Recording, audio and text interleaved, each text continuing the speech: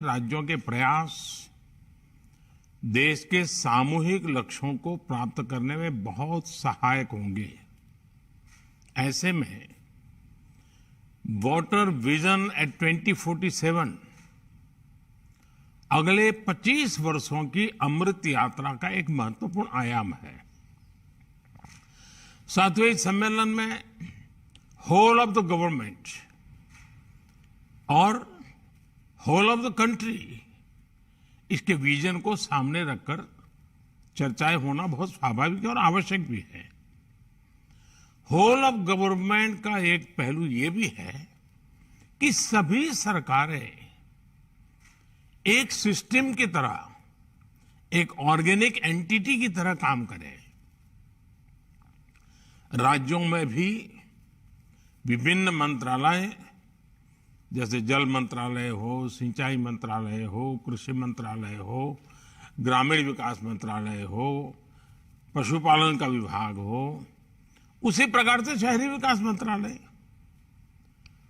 उसी प्रकार से आपदा प्रबंधन, यानी कि सबके बीच लगातार संपर्क और संवाद और एक क्लैरिटी, विजन, ये होना बहुत आवश्यक है। अगर विभागों को एक दूसरे से जुड़ी जानकारी होगी, उनके पास पूरा डेटा होगा, तो उन्हें अपनी प्लानिंग में भी मदद मिलेगी।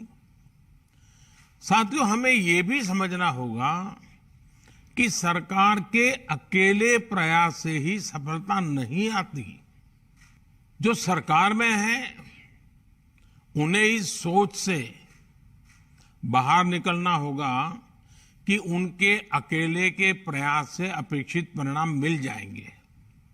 इसलिए जल संरक्षण से जुड़े अभियानों में जनता जनार्दन को, सामाजिक संगठनों को, सिविल सोसाइटी को भी ज्यादा से ज्यादा हमें जोड़ना होगा, साथ लेना होगा। जन भागीदारी का एक और पक्ष है और उसे भी समझना बहुत जरूरी है। कुछ लोग सोचते हैं कि भाई जन भागीदारी यानी लोगों पर ही सारी जिम्मेदारी थोप देना, जन भागीदारी को बढ़ावा देने से सरकार की जिम्मेदारी कम हो जाती है। हकीकत ऐसी नहीं है, जवाबदेही कम नहीं होती। जन भागीदारी का सबसे बड़ा लाभ ये होता है कि जनता जनार्दन को भी ये पता चलता है कि इस अभियान में कितनी मेहनत हो रही है, कितना पैसा लग रहा है, इसके कितने पहलू होते हैं। जब किसी अभियान से जनता जुड़ी रहती है तो उसे कार्य की गंभीरता का पता चलता है, उसके सामर्थ्य का पता चलता है, उसके स्केल का पता चलता है, संसाधन कितने लगते हैं उसका पता चलता है। इससे जनता में जब ये सब देखते हैं, इन्वॉल्व होते हैं, तो ये इस प्रकार की योजना हो या अभियान हो, एक सेंस ऑफ ओनरशिप आती है। और जो सेंस ऑफ ओनरशिप जो है ना, वो सफलता की सबसे बड़ी कुंजी होती है। अब आप देखिए स्वच्छ भारत अभियान कितना बड़ा उदाहरण है। स्वच्छ भारत अभियान में जब लोग जुड़े तो जनता में भी एक चेतना आई, जागृति आई। गंदगी दूर करने के लिए जो संसाधन जुटाने थे, जो विभिन्न वाटर ट्रीटमेंट प्लांट बनवाने थे, शौचालय बनवाने थे, ऐसे अनेक कार्य सरकार के द्वारा हुए। लेकिन इस अभियान की सफलता तब सुनिश्चित हुई जब जनता में, प्रत्येक नागरिक में सोच आई कि गंदगी नहीं करनी है, गंदगी नहीं होनी चाहिए।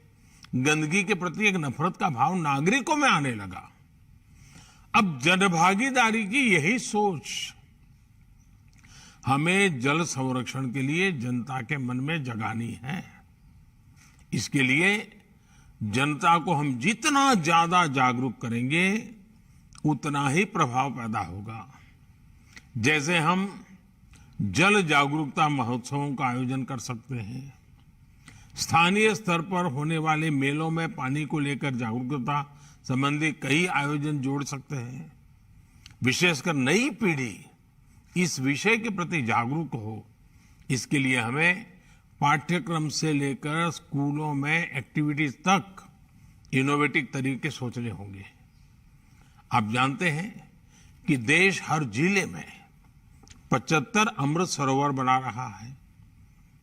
आपने भी अपने राज्य में इसमें काफी कुछ काम किया है। इतने कम समय में 25,000 अमृत सरोवर बन भी चुके हैं। जल संरक्षण की दिशा में पूरे विश्व में अपनी तरह का ये अनोखा अभियान है और ये जन भागीदारी इसमें जुड़ी है। लोग इनिशिएटिव ले रहे हैं, लोग इसमें आगे आ रहे हैं। इनका संरक्षण हो, लोग इनसे जुड़े, हमें इस दिशा में निरंतर प्रयास बढ़ाने होंगे। साथियों, हमें पॉलिसी लेवल पर भी पानी से जुड़ी परेशानियों के समाधान के लिए सरकारी नीतियां और ब्यूरोक्रेटिक प्रक्रियाओं से बाहर आना होगा। हमें प्रॉब्लम्स को पहचानने और उसके सॉल्यूशन को खोजने के लिए टेक्नोलॉजी को, इंडस्ट्री को और खासकर स्टार्टअप्स को साथ जोड़ना होगा। जियो सेंसिंग और जियो मैपिंग जैसी टेक्निकों से हमें इस दिशा में काफी मदद मिल सकती है। साथियों, हर घर तक पानी पहुंचाने के लिए जल जीवन मिशन आपके राज्य का एक बड़ा डेवलपमेंट पैरामीटर हुआ है। कई राज्यों ने इसमें अच्छा काम किया है। कई राज्य इस दिशा में आगे बढ़ रहे हैं। अब हमें ये सुनिश्चित करना है कि एक बार ये व्यवस्था बन गई तो आगे उनकी देखरेख भी उतने ही अच्छे ढंग से चलती है।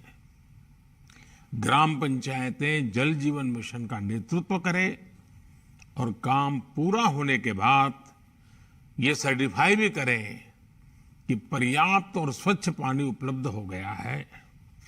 हर ग्राम पंचायत मासिक या त्रैमासिक रिपोर्ट भी ऑनलाइन सबमिट कर सकती है कि उसके गांव में कितने घरों में नल से जल आ रहा है। पानी की गुणवत्ता सुनिश्चित करने के लिए समय समय पर वाटर टेस्टिंग की प्रणाली भी विकसित की जानी चाहिए। साथियों, हम सभी जानते हैं कि इंडस्ट्री और खेती दो ऐसे सेक्टर्स हैं जिसमें स्वाभाविक रूप से पानी की आवश्यकता बहुत रहती है। हमें इन दोनों ही सेक्टर से जुड़े लोगों से विशेष अभियान चलाकर उन्हें वाटर सिक्योरिटी के प्रति जागरूक करना चाहिए। पानी की उपलब्धता के आधार पर ही क्रॉप डाइवर्सिफिकेशन हो, प्राकृतिक खेती हो, नेचुरल फार्मिंग खेती को बढ़ावा दिया जाए। कई जगह ऐसा देखने में आया है कि जहां प्राकृतिक खेती होती है, नेचुरल फार्मिंग की जा रही है, वहां जल संरक्षण के भी सकारात्मक प्रभाव दिखाई दिया है। साथियों, प्रधानमंत्री कृषि सिंचाई योजना के तहत सभी राज्यों में तेजी से काम हो रहा है। इसके अंतर्गत पर ड्रॉप मोर क्रॉप अभियान की शुरुआत की गई थी। इस स्कीम के तहत देश में अब तक 70 लाख हेक्टेयर से ज्यादा जमीन माइक्रो इरिगेशन के दायरे में लाई जा चुकी है। सभी राज्यों को माइक्रो इरिगेशन को लगातार बढ़ावा देना चाहिए। ये जल संरक्षण के लिए बहुत आवश्यक योजना है। अब डायरेक्ट कैनाल की जगह पाइपलाइन आधारित नई योजनाएं लाई जा रही है। इसको और भी आगे ले जाने की जरूरत है। साथियों, जल संरक्षण के लिए केंद्र ने अटल भूजल संरक्षण योजना की शुरुआत की है। ये एक संवेदनशील अभियान है और इसे उतनी ही संवेदनशीलता से आगे बढ़ाने की जरूरत है। भूजल प्रबंधन के लिए बनाए गए प्राधिकरण सख्ती से इस दिशा में काम करे, ये भी जरूरी है। भूजल रिचार्ज के लिए सभी जिलों में बड़े पैमाने पर वाटर शेड का काम होना जरूरी है। और मैं तो चाहूंगा कि मनरेगा में सबसे अधिक काम पानी के लिए करना चाहिए। पहाड़ी क्षेत्रों में स्प्रिंग सेट को पुनर्जीवित करने का कार्यक्रम शुरू किया गया है। इस पर तेजी से काम करना होगा। जल संरक्षण के लिए आपके राज्य में वन क्षेत्रों को बढ़ाना वो भी उतना ही जरूरी है।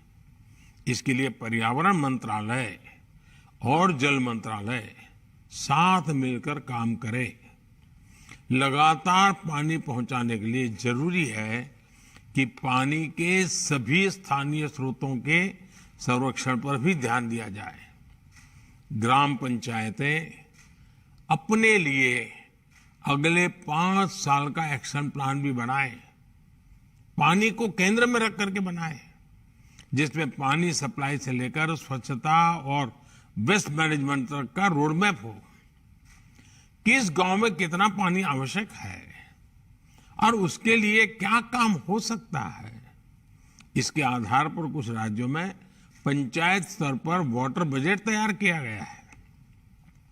इसे भी दूसरे राज्यों द्वारा अपनाया जा सकता है। हाल के वर्षों में हमने देखा है कि कैच द रेन अभियान उसने एक आकर्षण तो पैदा किया है, लेकिन सफलता के लिए अभी बहुत कुछ करना जरूरी है। बहुत आवश्यक है कि इस तरह के अभियान राज्य सरकार की रोजमर्रा की गतिविधि का एक सहज स्वभाव बन जाना चाहिए। राज्य सरकार के सालाना अभियान का वो अनिवार्य हिस्सा हो जाना चाहिए। और इस तरह के अभियान के लिए बारिश का इंतजार करने के बजाय बारिश से पहले ही सारी प्लानिंग करना बहुत जरूरी है। साथियों, इस बजट में सरकार ने सर्कुलर इकोनॉमी पर बहुत जोर दिया है। वाटर को रीयूज किया जाता है, फ्रेश वाटर को कंजर्व किया जाता है, तो उससे पूरे इकोसिस्टम को बहुत लाभ होता है। इसलिए पानी का ट्रीटमेंट, पानी की रिसाइकलिंग आवश्यक है। राज्यों द्वारा विभिन्न कार्यों में ट्रीटेड वाटर का इस्तेमाल बढ़ाने की योजना और उसमें वेस्ट में से बेस्ट इनकम भी होती है।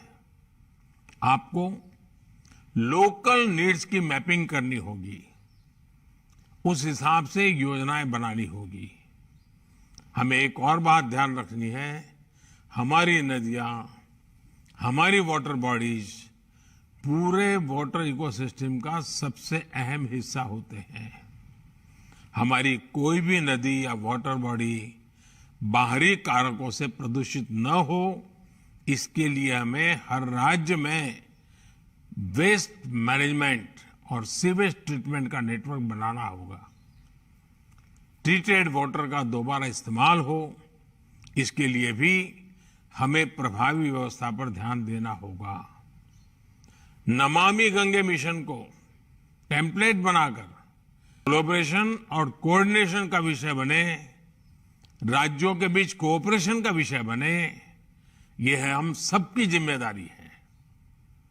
और आप तो देख रहे हैं एक और इशू, अर्बनाइजेशन बहुत तेजी से बढ़ रहा है।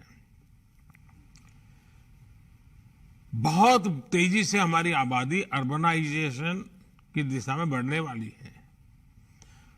अर्बन डेवलपमेंट इतना तेजी से होता है तो पानी के विषय में अभी से सोचना पड़ेगा। सीवेज की व्यवस्था अभी से सोचनी पड़ेगी, सीवेज ट्रीटमेंट की व्यवस्था अभी से सोचनी पड़ेगी। शहरों के बढ़ने की जो गति है, उस गति से हमें और गति बढ़ानी पड़ेगी।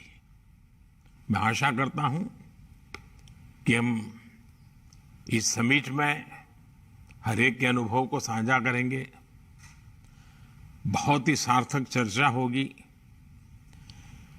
निश्चित कार्य योजना बनेगी और एक संकल्प बन करके आप इसको सिद्धि प्राप्त करने के लिए आगे बढ़ेंगे। हर राज्य अपने राज्य के नागरिकों की सुख सुविधा के लिए नागरिकों के कर्तव्य पर भी बल देते हुए और सरकार का पानी के प्रति प्राथमिकता वाला काम अगर हम करेंगे तो मुझे विश्वास के साथ कह सकता हूं कि इस वाटर कॉन्फ्रेंस के लिए हम एक बहुत आशाओं के साथ आगे बढ़ेंगे। मेरी आपको बहुत बहुत शुभकामनाएं हैं। धन्यवाद।